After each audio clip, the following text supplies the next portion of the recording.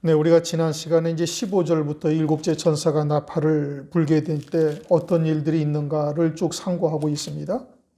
지난 시간의 것을 우리가 이제 말씀이 이어진 것이니까 잠깐 크게 이제 요점만 본다면 일곱째 천사가 나팔을 분다. 이제 마지막 나팔이죠. 마지막 나팔을 불면은 이 세상 나라가 그리스도의 나라가 되는 겁니다. 하나님의 나라로 마지막 나팔이 분다 해서 올라가는 것이 아니라 이 세상이 그리스도의 나라. 그러니까 이사야서 11장, 35장 또는 65장에 있는 이제 메시아 왕국이 이루어지게 되는 겁니다. 그때 이제 주님께서 세세토록 왕노를 하시리로다. 천년 왕국에서도 만왕의 왕으로, 그리고 천년 왕국이 끝나 백보자의 심판으로 들어갔을 때도 이제 왕으로서 영원토록 왕노를 하시게 될 것을 말씀하고 있죠. 하나님 앞 자기 보좌에 앉은 24장로, 이제 24장로가 자기 보좌에 앉아 있는데,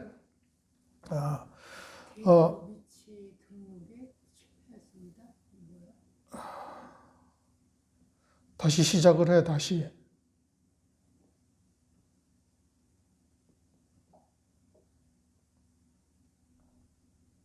왜 그래? 지금 나가고 있어? 그런 건 상관이 없지, 그냥. 하나님 앞 자기 보좌 앞에 앉은 24장로들이 엎드려 얼굴에 대고 하나님께 경배한다. 24장로들의 이와 같은 모습을 통해서 우리가 항상 겸손해야 된다. 우리가 하늘나라의 지식을 깨닫고 믿음으로 받는다는 것은 이것은 사람의 지식과는 전혀 다른 겁니다. 이성이나 또는 세상에 가진 것과는 전혀 다른 것이죠. 영으로 듣게 하시고 깨닫게 하시는 건데 그거는 오직 하나님 앞에 은혜로 되는 것이다. 그러니까 하나님 앞에 절대 겸손, 절대 어린 양이 되어져야 되는 것입니다. 그래 감사하고 하옵나니 옛적에도 계셨고, 옛적에도 계셨다는 것은 물질 세계 이전에 영의 세계에서도 우리를 낳으시고 영으로 우리를 영적인 생명으로 우리를 낳으시고 하늘나라의 영광들을 예비하시며 멜기세덱의 구원을 이루신 것을 말씀하고 있는 것이고, 시방도 계신 주 하나님이라는 것은 오늘날도 천지 만물을 통해서 우리의 구원을 그 아버지의 뜻대로 이루어가고 계시는 전능하신 하나님. 그래서 전능하신 이여 친히 큰 권능을 잡으시고 왕노로 타시도다. 이제 만왕의 왕, 만주의 주로 이제 주님께서 다스리시고 이제 영원히 세세토록 다스리시게 되는 겁니다. 그러면서 이제 18절 이방들이 분노하며, 이방이라 하니까 우선 예수를 믿지 아니하는 자들이냐, 그것을 말하는 것이 아닙니다. 이방, 예수를 믿지 아니하는 자들, 즉 다시 말하면 가룟 유다와 같은 또는 마귀에 종된 자들, 애시당초부터 죽은 자들, 그들은 성경에서 거론할 대상이 전혀 아닙니다. 성경은 출애굽한 이스라엘 백성들에게 주신 거예요. 구원받은 하나님의 자녀들에게 주시는 하나님의 말씀인데 거기에는 예수 밖에 있는 그와 같은 세상을 거론할 이유가 전혀 없어요. 이방이라는 것은 예수를 믿지 아니하는 자들을 말하는 것이 아닙니다. 그 다음에 죽은 자를 또 그 다음에 심판하신다고 그러죠. 이방이 분노하며 주의 진노가 죽은 자를 심판하다. 그게 이방이라는 것은 뭘 말하는 거예요? 이방이라는 것은 주의 진노가 임하는 죽은 자를 말하는 겁니다.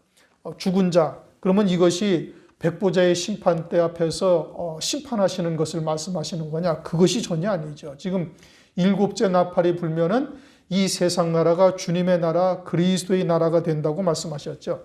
백보자의 심판은 그로부터 1000년이 지난 다음에 있어요. 1000년 왕국이 끝난 후에 백보자의 심판이 있죠. 그러니까 일곱째 나팔이 불게 되면 하나님의 진노의 심판이 쏟아지는데 그 진노의 심판이 쏟아지는 것이 죽은 자에게 하나님께서 지금 심판하시는 것이고 그것이 지금 곧 이방이라는 뜻인 겁니다. 영적으로 죽은 자요 이방 신앙을 말하는 겁니다. 다시 말하면 음녀교회요 땅에 속한 자들이요 육에 속한 신자들이 하나님 앞에 분노한다는 거예요. 어떻게 하나님께서 이러실 수가 있는가 하면서 분노하는 거예요. 왜요? 그건 자기들이 알고 있던 하나님은 이러한 하나님이 아니다 이겁니다. 자기들이 알고 있던 하나님은 그냥 마냥 좋으신 하나님이에요. 그저 자기들의 원하는 대로 부르짖어 기도하면 응답하시고 세상에 복된 것으로 주시는 그러한 하나님이에요.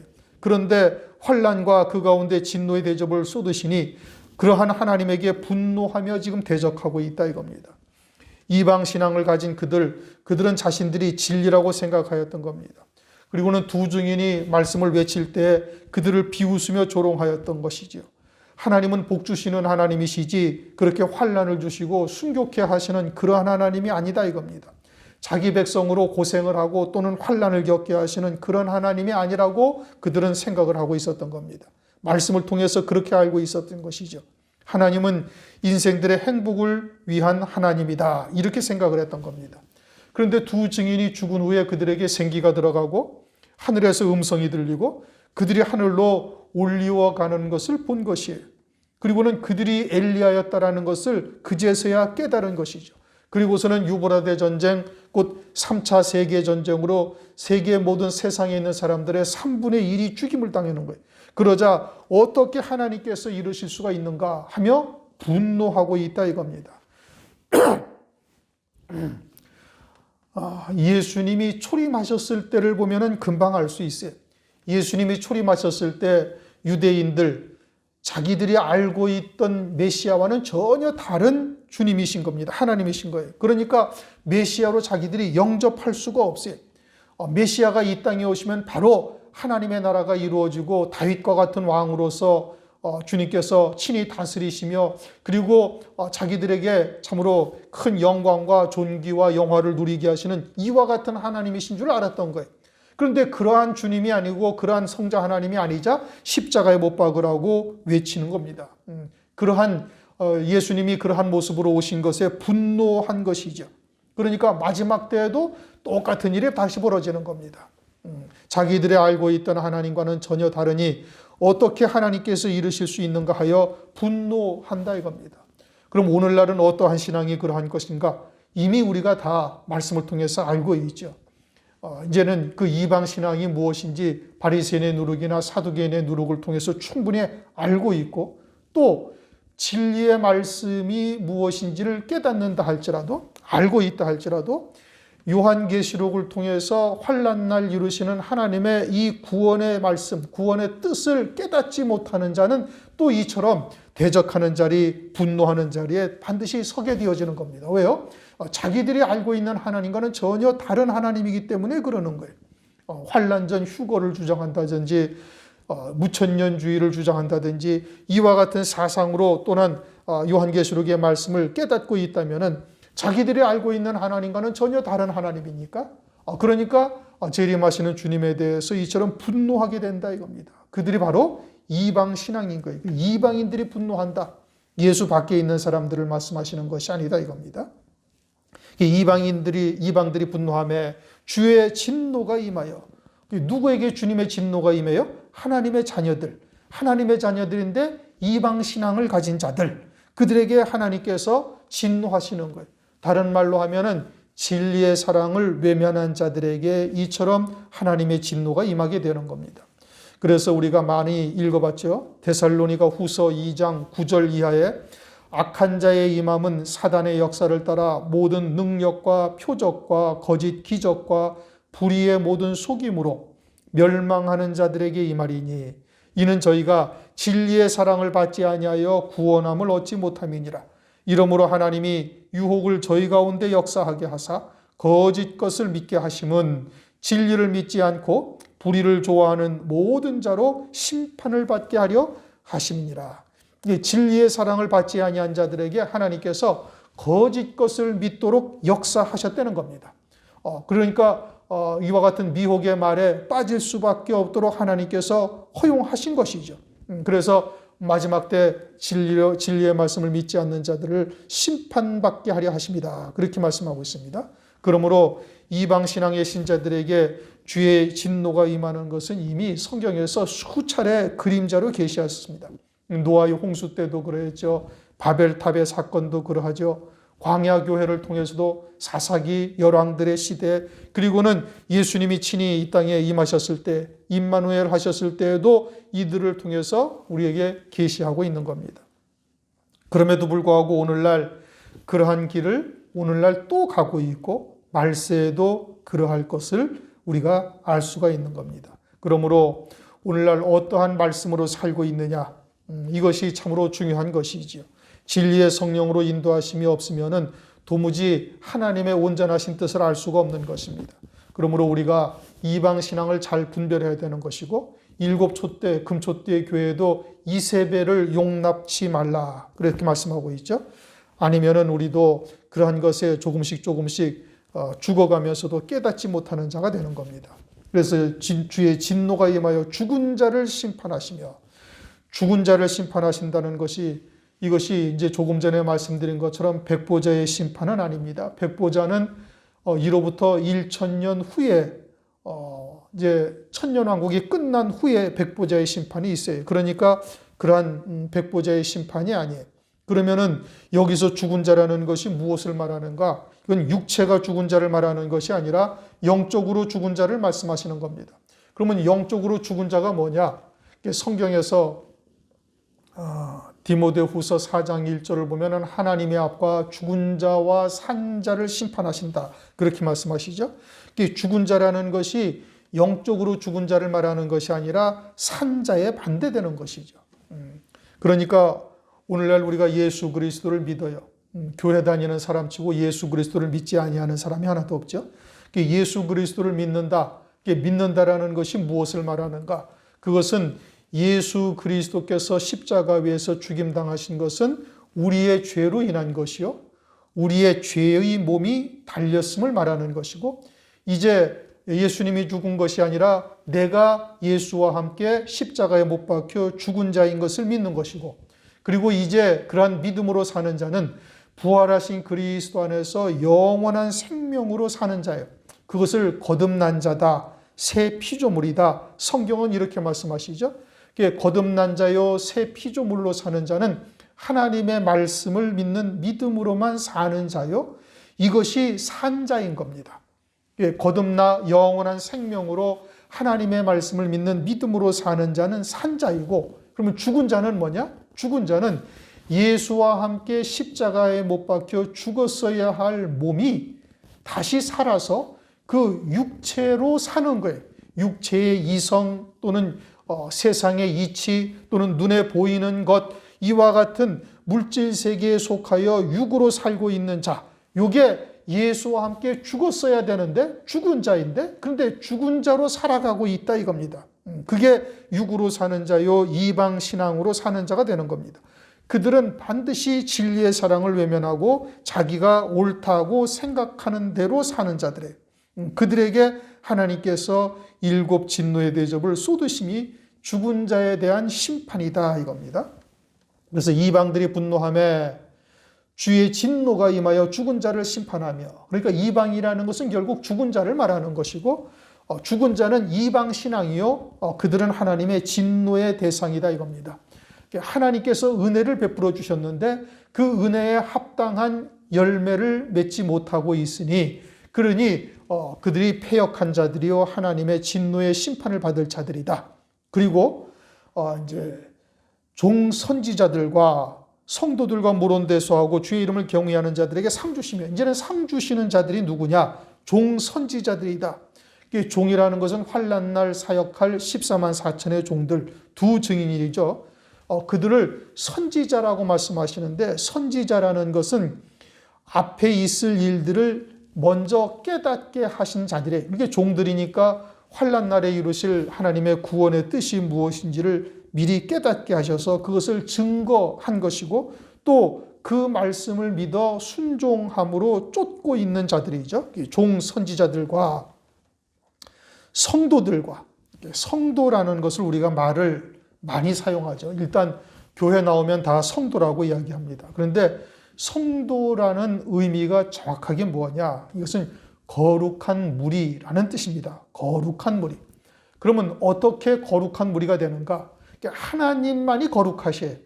인생들이 거룩한 것이 아니라 하나님만이 거룩하시고, 하나님의 말씀이 곧 하나님이시니까, 말씀이 하나님이시니 하나님의 말씀을 믿는 믿음으로 사는 자가 거룩한 무리가 되는 거예요. 그래서 요한복음 17장 16절 17절을 보면은 내가 세상에 속하지 아니함 같이 저희도 세상에 속하지 아니하였사옵나이다. 저희를 진리로 거룩하게 하옵소서. 아버지의 말씀은 진리니이다.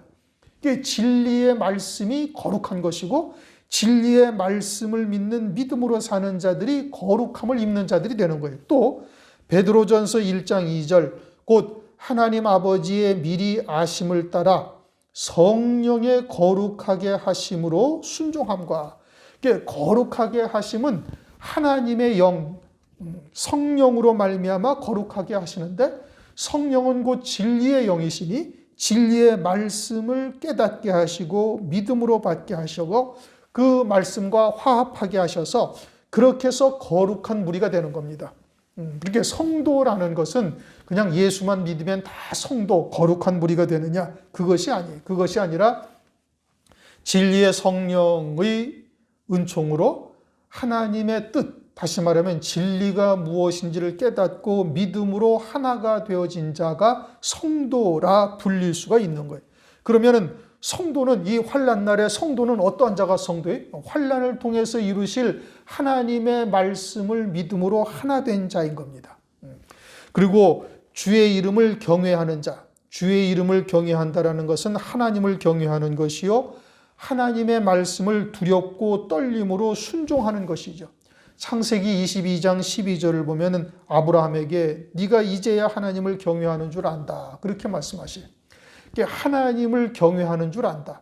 그 상황이 어떠한 상황이었냐면 하나님께서 네 사랑하는 아들, 네 독자 이삭을 데리고 내가 네게 지시할 산에 가서 번제로 드리라 하는 말씀에 100세에 낳은 아들까지라도 하나님의 말씀 앞에 순종하여 하나님 앞에 제물로 드리는 신앙, 이게 하나님을 경외하는 겁니다. 하나님의 말씀 앞에 모든 것을 다 굴복해 하는 것이죠. 하나님의 말씀보다 더 소중히 여길 것은 이 세상에 아무것도 없는 자, 이게 하나님을 경외하는 자인 겁니다. 그러면은 환난을 통해서 이루실 하나님의 구원의 뜻을 깨닫게 하셨으니 그 말씀을 경외하는 자는 자기의 목숨까지도 초계같이 버릴 수 있는 신앙이 되는 거예요.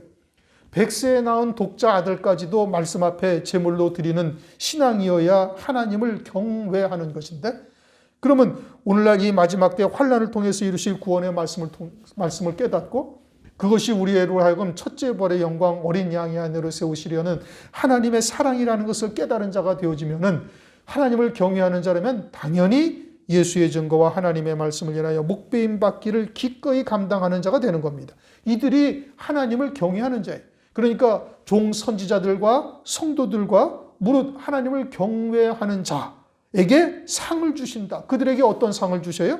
첫째 부활의 영광, 어린 양의 아내, 그리스도의 신부가 되는 영광의 상을 주시는 것이죠. 이 상은 성도로서는 최고의 영광이요, 그리스도와 함께 후사가 되는 이와 같은 영광인 겁니다. 또 땅을 망하게 하는 자들을 멸망시킬 때로소이다.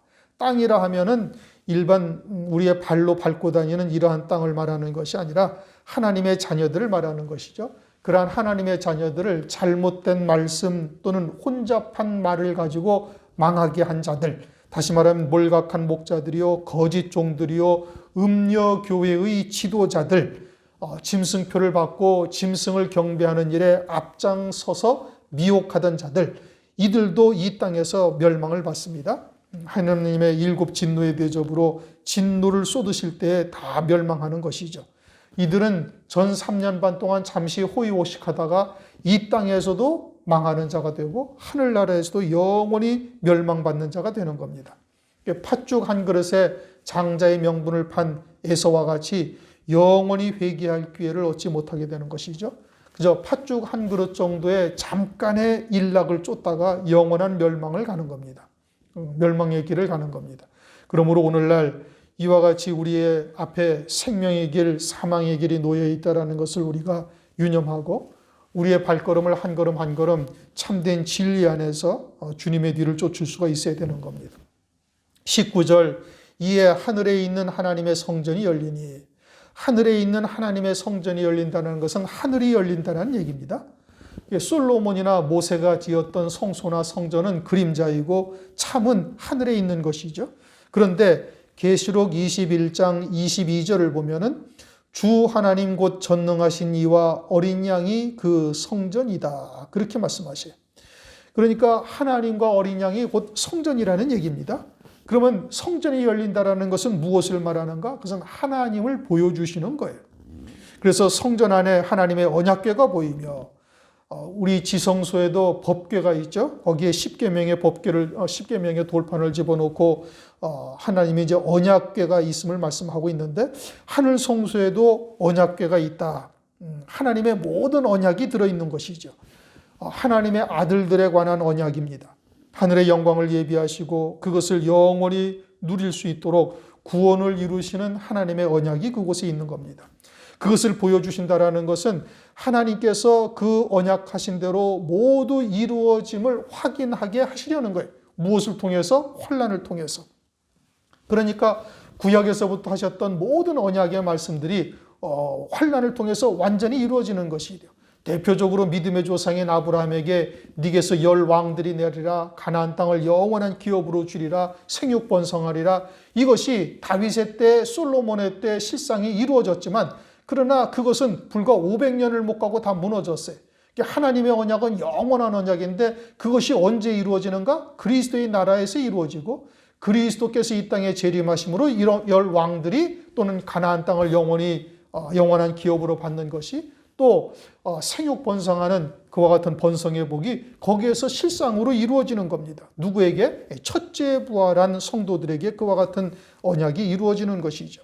그러므로 구약에서부터 말씀하셨던 하나님의 모든 언약이 요한계시록을 통해서 다 완성될 것을 보여주시는데 하나님의 언약은 1.1획도 떨어지지 아니하고 다 이루어지고 신실하신 하나님이시니 언약하신 대로 믿는 자에게 반드시 이루어지는 겁니다.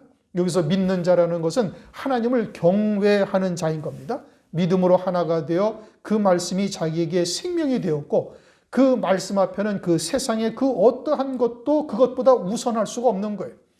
백세에 낳은 독자 아들도 그것보다 우선할 수 없고 자기의 목숨도 그것보다 우선할 수가 없는 거예요. 이들이 성도요, 그들에게 하나님께서 그와 같은 언약을 반드시 이루신다는 뜻인 겁니다. 또 번개라는 것은 지금 하나님의 나라를 보여주는 거예요. 하나님의 나라에서 어떤 일들이 우리를 구원을 위해서 예비하셨는지를 보여주시는 겁니다. 번개는 빛이죠. 그것은 하늘나라의 영광의 빛을 우리에게 보여주시는 겁니다. 믿음으로 받게 하는 거예요. 성령께서 진리의 빛으로 우리에게 하늘에 예비하신 영광이 무엇인지 보여주신다 이겁니다. 빛의 자녀가 되게 하죠. 그 빛을 받은 자는 빛의 자녀가 되는 거예요. 주님은 내가 세상의 빛이라 말씀하셨잖아요. 결국은 주님의 부활, 하나님 보좌 우편 영광의 자리, 그것이 영원한 빛이다 이겁니다. 그 다음 음성들과 하나님의 음성이니 이것은 곧 하나님의 말씀을 말하는 것이고 하나님의 말씀을 통해서 우리들에게 그 영광에 이르는 길이 무엇이고 그 영광이 어떠한 영광인지 이것을 깨닫게 하시는 거예요. 음성들, 말씀을 통해서 깨닫게 하시는 것이죠.